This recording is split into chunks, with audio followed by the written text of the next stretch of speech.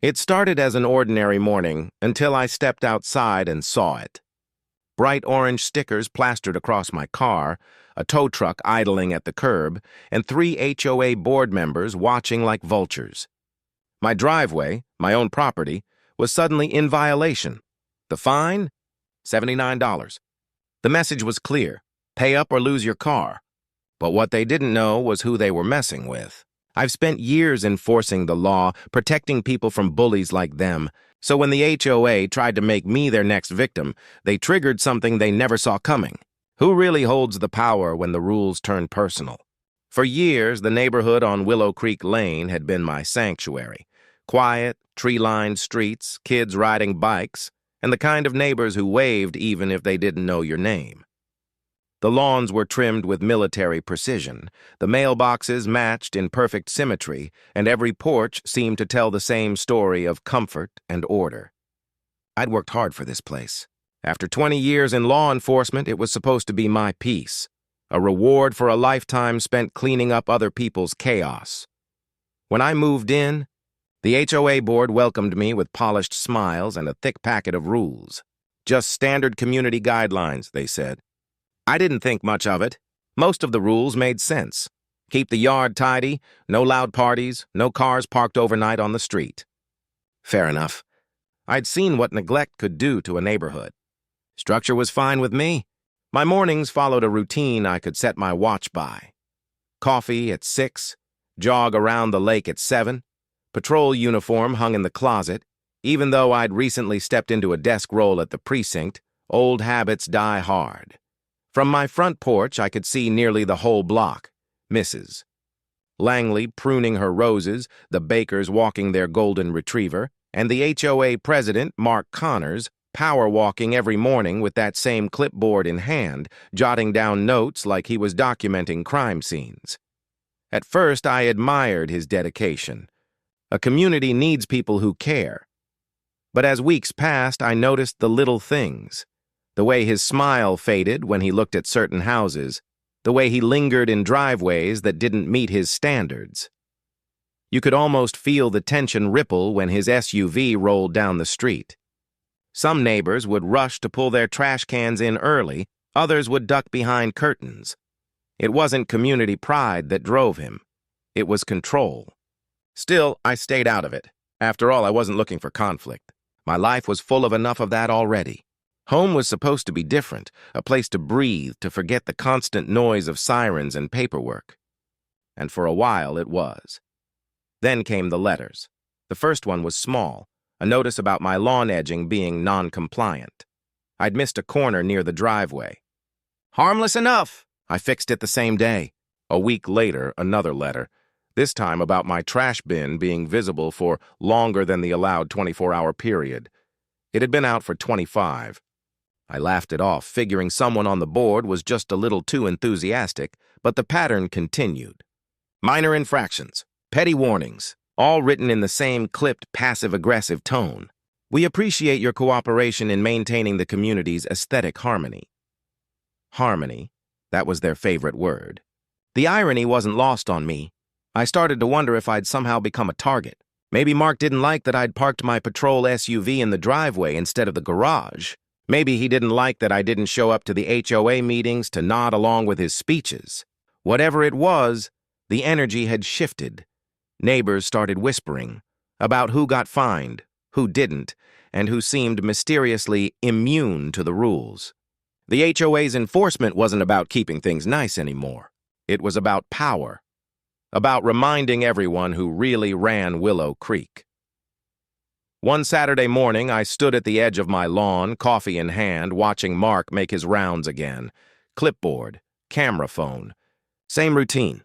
He paused in front of my driveway longer than usual, tapping something into his notes.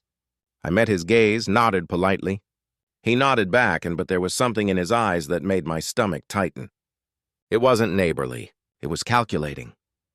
That was the moment I realized the peace I'd worked so hard for might not last. It started with the orange sticker, a $79 violation fee for blocking community access.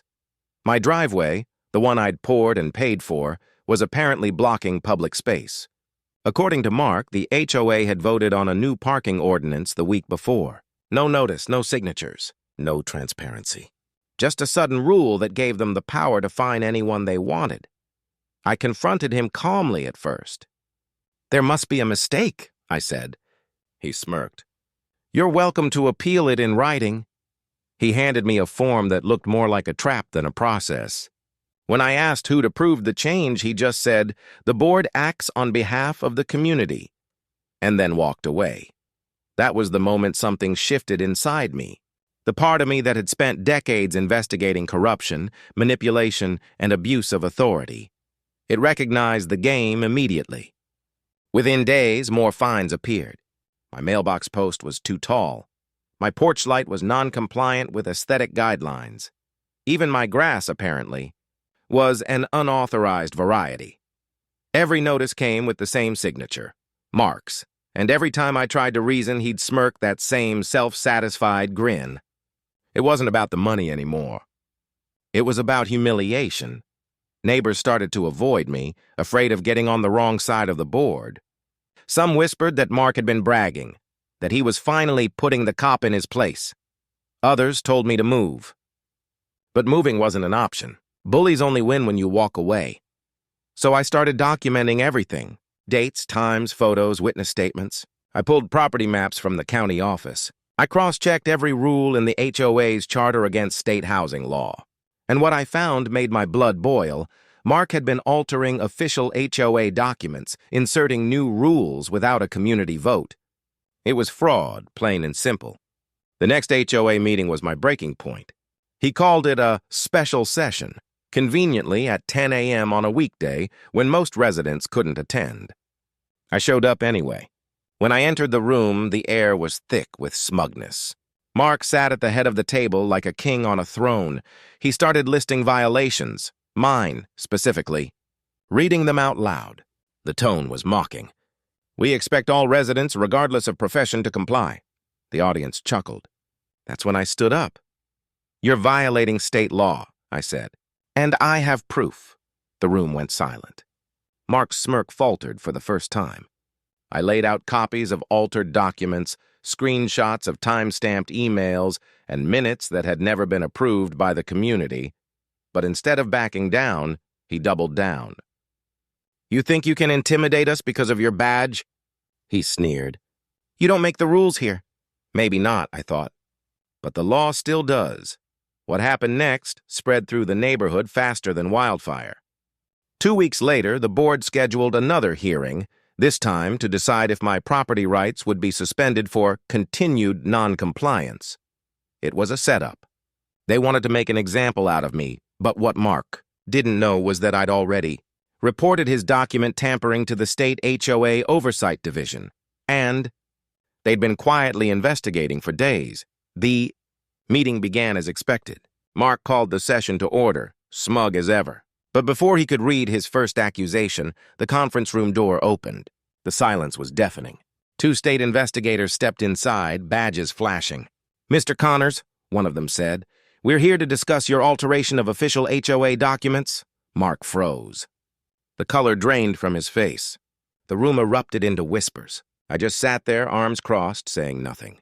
For the first time, his clipboard wasn't a weapon. It was evidence. They questioned him for nearly an hour. Residents who had been afraid to speak before started to share their own stories. Fines that didn't make sense, intimidation tactics, backdated notices. The pattern was undeniable. When the investigators left, Mark tried to regain control, banging his gavel and shouting about misunderstandings. But the spell was broken. People weren't afraid anymore. 3 days later, the HOA received an official order from the state. Mark was removed from the board pending a criminal review. All fines and violations issued under his authority were voided. The HOA was forced to issue refunds and rewrite its entire charter under state supervision. The man who once strutted through the neighborhood, clipboard in hand, now couldn't even drive down the street without feeling every set of eyes on him. Peace didn't return overnight. It took months for the community to rebuild trust, to unlearn the fear that Mark had instilled. But slowly, the neighborhood began to change. The lawns stayed green, but the tension faded. The HOA meetings became real conversations instead of witch hunts. People laughed again. Kids played outside without parents whispering about violations. One evening, as I stood on my porch watching the sunset, Mrs. Langley came by with a pie. She smiled and said, "You know, it's been a long time since this place felt like home again." That meant more than any fine ever could. Mark eventually moved away. Word was he sold his house quietly, no forwarding address. I never saw him again. As for me, I stayed. Not out of stubbornness, but out of principle. Because sometimes standing your ground isn't about revenge, it's about restoration. About reminding people that power without accountability is just tyranny dressed in paperwork. The irony still makes me smile. The HOA thought they could break me with fines and rules. But in trying to enforce their harmony, they destroyed their own. Now, every time I pull into my driveway, I think back to that morning with the orange sticker, and I can't help but laugh. Because for all their threats, all their posturing, they never understood one simple truth. When you stand on the side of what's right, you don't need to raise your voice. You just need to stand firm and let the truth do the talking.